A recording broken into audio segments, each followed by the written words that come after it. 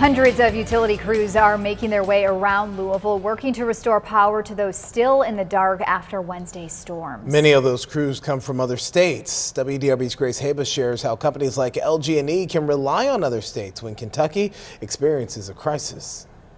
This utility truck comes all the way from Aberdeen, North Carolina. It's one of many that have been called here to Louisville to help after recent severe weather. And LG&E officials say that some of these crews have actually been here in town for weeks. We have what you call mutual assistance groups, so they're called MAGs, so we consider them invaluable partnerships. LG&E and KU has 4 different aid agreements with companies from states in the Midwest and Northeast that it can call upon in a time of crisis. 3 of those partnerships are for electric, and 1 is for gas. Once those crews are sent, then ultimately in our system, we give them passport training, so ultimately safety training for working within our system.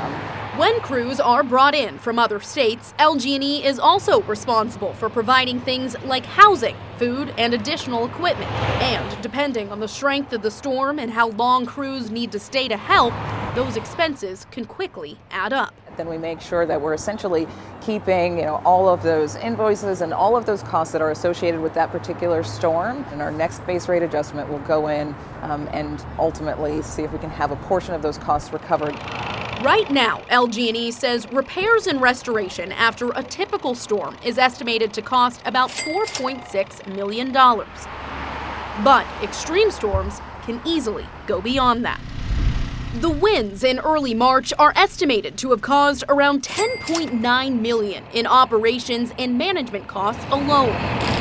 Factor in capital costs, and that estimate jumps to around $80 to $100 million.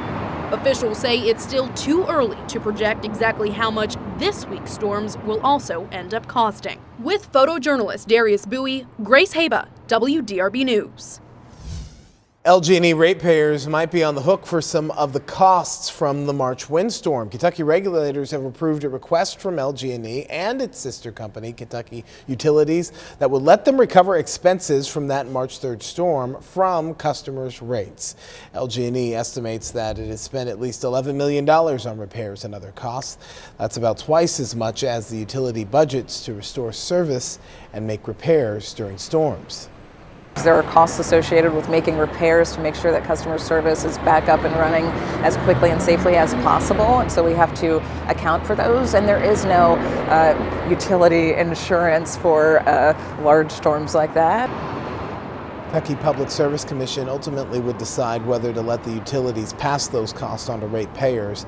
LG&E's next rate case isn't scheduled before 2026.